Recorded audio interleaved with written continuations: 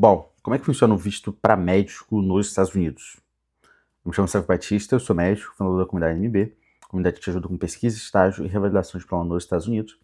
Nesse vídeo eu vou falar para vocês sobre como é que funciona a questão dos vistos para médico nos Estados Unidos. Né? Bom, basicamente você vai ter dois tipos de vistos, né? Que é o J1 Physician e o H1B, tá? E aí, baseado nesses vistos, e que o médico ele trabalha aqui nos Estados Unidos, seja durante o seu treinamento, né, que é um trabalho, que é a residência médica, seja após a residência médica, tá bom? O J1 Physician geralmente é o que o pessoal costuma usar para residência, né? Então, quando você está aqui durante a residência, você vai usar o J1, né? E aí tem vários tipos de J1, né? Atualmente eu trabalho como pesquisador aqui, e aí eu tenho o J1 Research, né? Que é o J1 de pesquisa. Mas quando você for médico, né? Trabalhar na residência médica, você vai usar o J1 de médico, de fato, tá? Esses vistos são diferentes. Apesar que se os dois são J1, é diferente, tá? Isso é importante por quê? Porque o J1 Physician, ele tem um waiver, né? Então, após 5 anos, você vai ter que fazer um waiver, né? E aí, o que seria esse waiver? Seria você ou voltar para o seu país e trabalhar lá por 2 anos, né? E depois volta para os Estados Unidos, ou você fica nos Estados Unidos e trabalha numa área que é underservice, né? O que seria uma área underservice? É basicamente uma área que eles entendem que tipo, tem uma certa precariedade em relação a médicos, né, naquela região, né?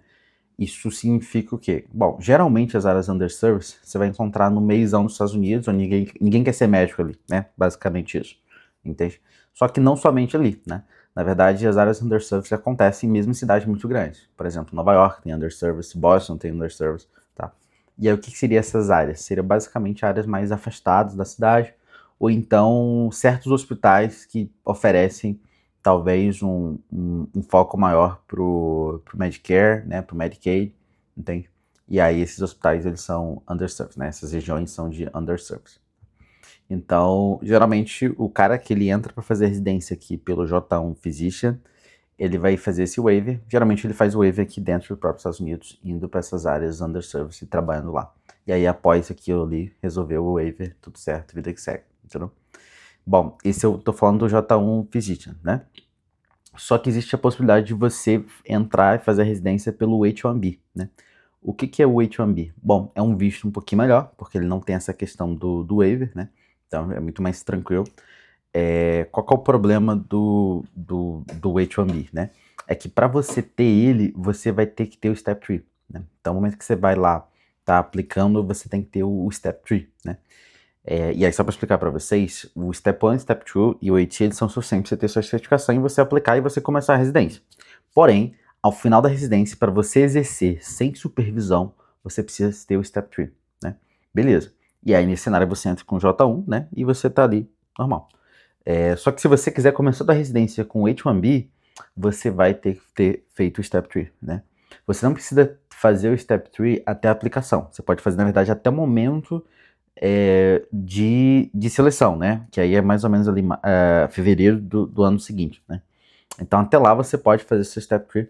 E a ideia é que com isso você entre, né? Quando for entrar pedido de visto, né? Caso você dê match, você entre já com o H1B, né?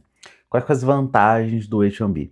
Olha, o H1B te permite te dar Moonlight, né? O que é o Moonlight? É basicamente um plantão que você pode dar extra residência. Então você ganha além do que você ganha da residência, você ganha também a mais, tá? Óbvio, isso dentro do hospital e quando de fato apropriado, né? Quando eles verem que faz sentido você fazer isso. Geralmente a galera que tá no H1B começa a dar plantão mais no meio final da residência, tá? Então, bom, esses são os plantões. E aí você vai, termina a sua residência médica nos Estados Unidos, você de fato vai trabalhar como médico, você vai trabalhar pelo H1B, né? Então, geralmente você vai ficar ali pelo H1B, vai trabalhar por ele, né? Ou então você já dá entrada no Green Card, né? Talvez você já fez isso durante a residência, é muito comum o médico ele fazer esse pedido durante a residência, e aí quando tá no meio final ali, ou então logo após a residência, ele já tem o Green Card, e aí ele trabalhar pelo Green Card, né? Que é muito mais tranquilo, assim, não tem essas questões todas, tá? Geralmente esse é o caminho dos médicos, tá? Tô gravando esse vídeo agora, estamos em setembro, final de setembro de 2025, e aí envolve uma polêmica, né, de políticas externas, assim, do Trump falar que, bom, vamos dificultar o pessoal ter o H-1B, né? E vão ter que pagar $100.000 para ter acesso a esse visto, né? Que é um valor muito alto, assim, né? Bom, vou explicar para vocês como é que funciona. Primeiro, a maior parte das pessoas entra, pelo menos para residência médica, né, pelo J1, tá? Então, a minoria mesmo que tem o H-1B, até porque nem todos os hospitais oferecem essa possibilidade, tá, do H-1B. Então, geralmente é J1. Então, é uma minoria, assim, de médicos durante a residência que vai sofrer isso.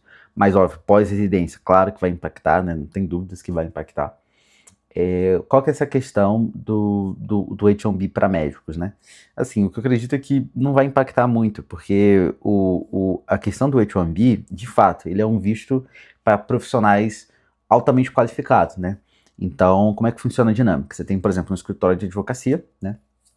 E aí você tem um advogado muito bom da Argentina. E aí você quer contratar esse cara muito bom da Argentina, porque ele é muito fora da curva, ele é melhor do que os americanos, assim, na média, né? Beleza, cara, você vai pelo H-1B, né, pelo H-1B, você vai, pega esse cara e ele te contrata ele nos Estados Unidos, entendeu? O que vem acontecendo nos últimos tempos, e é verdade, né, de fato tá acontecendo isso. As empresas muitas vezes estão contratando profissionais de fora, mas não porque eles são ultra fora da curva, tá? Porque talvez tenha americano no mesmo nível ali, entendeu? Mas porque às vezes é mais barato, ou porque é mais cômodo, ou porque de fato acaba, enfim, puxando esses profissionais, entendeu? E aí, nesse cenário, o que fizeram, né? Bom, vamos colocar esse valor para, de fato, o H-1B ele ser respeitado, né? De fato, ser profissionais muito fora da curva, a ponto do empregador, né, pagar $100.000 para trazer esse cara, entendeu? Isso acaba impactando o médico, sim, né? Porque o médico usa o H-1B, seja durante a residência, seja pós-residência, né? Bom, e aí qual que é a solução em relação a isso? Bom, provavelmente eles vão, já até vi assim, essas possibilidades, né? Provavelmente eles vão não vão atacar o médico, entende? Porque o que acontece? O médico ele tá ali não pela alta habilidade dele, é porque falta médico nos Estados Unidos, entende? Então não faz sentido você fazer isso, entende? Porque de fato falta médico nos Estados Unidos e o médico que tá ali não é porque ele é fora da curva e não tem alguém, digamos, e tem pessoas até iguais, né? Tem outros médicos americanos que não são contratados porque tem um médico estrangeiro. Não, é porque o médico americano não consegue suprir a quantidade de vagas para médico nos Estados Unidos, seja residência, seja pós-residência, entendeu? E aí por isso ele usou o H-1B. Então ele acabou sendo atacado, né? Foi um efeito colateral, assim, de certa forma, mas acredito que vai ser resolvido em breve, assim, até porque não faz muito sentido dada a dinâmica do H-1B para médico, entende? Então, eu falo assim, né, para muita gente que perguntou assim, mas você acha que o médico vai ser impactado? Cara, agora sim, né, sem dúvidas, né, tem sim um impacto, mas acredito que no curto prazo mesmo, agora, próximo mês, provavelmente eles não vão deixar isso, até porque, enfim, é um ataque que não era para pegar o médico, né, na verdade é um outro objetivo dentro dessas políticas públicas aí, mas o médico acabou pegando aí como efeito colateral. Tranquilo? Eu acho que assim, pra quem tá se preparando, cara, não mude nada, sabe? Vida que segue o fluxo, não precisa se preocupar com isso agora, de verdade, assim, não faz nem sentido a lógica, sabe? Os Estados Unidos falta médicos, entende? Eles sabem disso, tem essa necessidade de médico estrangeiro, então o médico ele não ocupa o lugar do médico americano, longe disso, porque realmente tem muita vaga para médico estrangeiro, dado que os Estados Unidos não conseguem formar médicos suficientes para suprir a demanda de profissionais daqui, tá? Então, assim, para você que está se preparando para os steps, né, ou tá, enfim, preocupado, né, será que eu vou começar, porque vai que não vai ter vaga para mim e tal, cara, fica tranquilo, segue o fluxo normal. É mais uma dessas coisinhas agudas aí, mas que deve se ajustar e arrumar aí. Tranquilo?